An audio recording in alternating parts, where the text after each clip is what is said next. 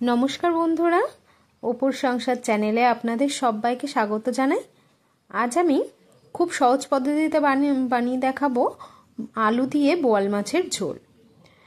তো এখানে বোয়াল মাছটা দেখতেই পাচ্ছেন। বোয়াল মাছ কিন্তু আমরা কেটে নিয়েছি, কেটে নুন দিয়ে মাখিয়ে রেখেছিলাম কিছুক্ষণ। আর দিয়ে দিচ্ছি এবার একটু হলুদ আর তার সাথে একটু লঙ্কার গুঁড়ো। এবার হলুদ আর লঙ্কার গুঁড়োটা আমরা কিন্তু মাছের মধ্যে দিয়ে মাখিয়ে নেব। তো এবার কড়াইতে দিয়ে দিয়েছি সর্ষের তেল।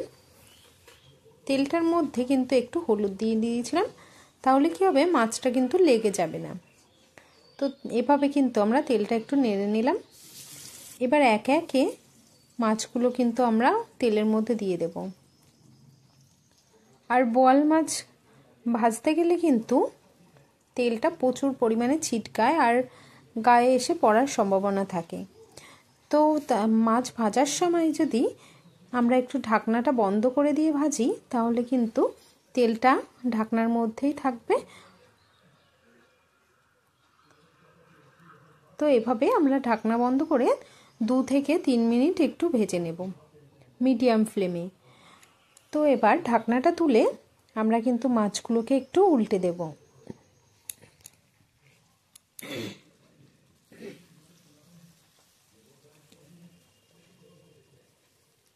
এভাবে আমরা সমস্ত মাছগুলোকে কিন্তু এভাবে উল্টে দেব। আর দেখুন, মাছগুলো কিন্তু এক পিঠ খুব সুন্দর ভাজা হয়েছে। একই রকমভাবে আমরা কিন্তু ও পিঠটাও এইরকম লাল লাল ভাজা হয়ে যাবে, সেই রকম ভাজবো।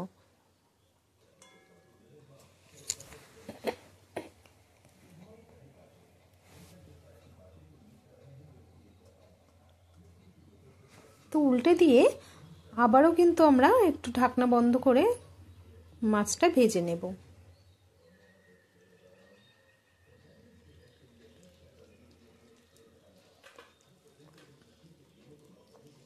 তো দেখুন, মাছগুলো কিন্তু একটু দুপিটি ভাজা হয়ে গেছে।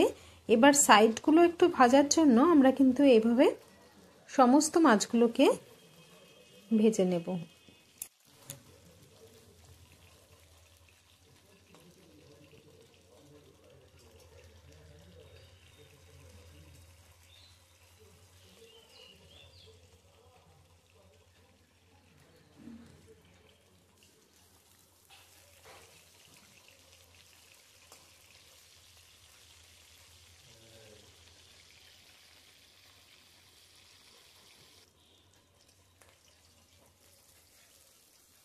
তো মাছগুলো কিন্তু খুব সুন্দর ভাজা হয়ে গেছে। এবার আমরা একটা প্লেটে তুলে নেব।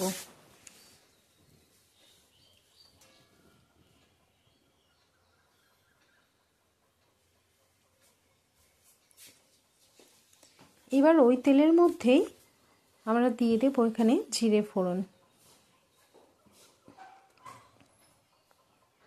আর এখানে আছে খোসা সমেত আলু। তো আলুগুলো দিয়ে দিলাম। এবার আলুর মধ্যে দিয়ে দেব হলুদ আর একটু লবণ। তো লবণ হলুদটা দিয়ে আমরা কিন্তু আলুটাকে একটু ভেজে নেব।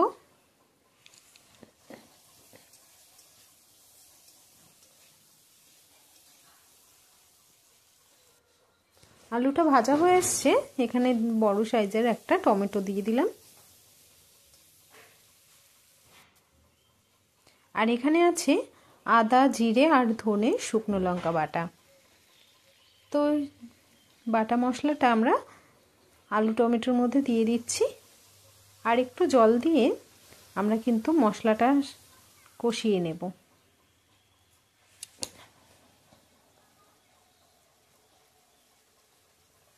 মশলার মধ্যে দিয়ে দেব একটু হলুদ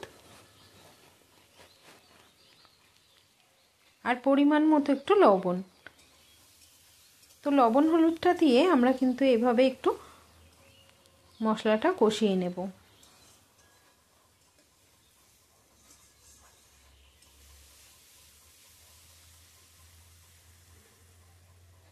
তো দেখুন, কষানো হয়ে গেছে।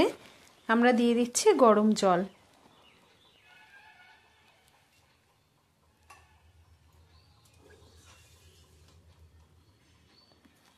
তো ঝোল যে যেমন পছন্দ করেন সেরকমই দেবেন। এবার আমরা ঢাকনা বন্ধ করে কিন্তু রান্নাটা করে নেব।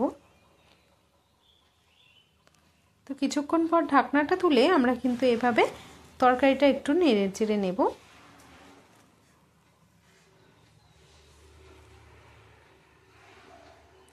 এবার ভেজে রাখা মাছগুলো একে একে আমরা তরকারির মধ্যে দিয়ে দেব।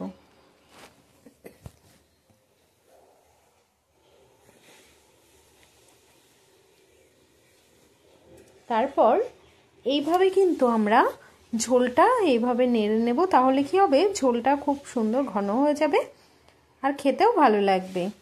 এবার গরম মশলা দিয়ে দেব। গরম মশলার গুঁড়ো ব্যবহার করছি এখানে, আপনারা চাইলে শিলনোড়াতে বেটেও করতে পারেন। তো দেখুন এখানে আমি গরম মশলার গুঁড়োটা দিয়ে দিলাম, দিয়ে এভাবে একটু মিশিয়ে নেব।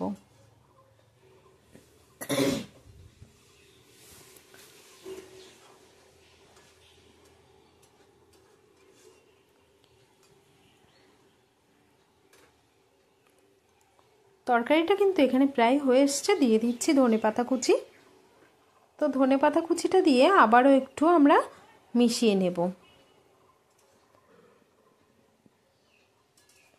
যারা তেল মশলা কম খান তারা অবশ্যই এভাবে একবার বানিয়ে খেয়ে দেখুন, আশা করি আপনাদের খুব ভালো লাগবে।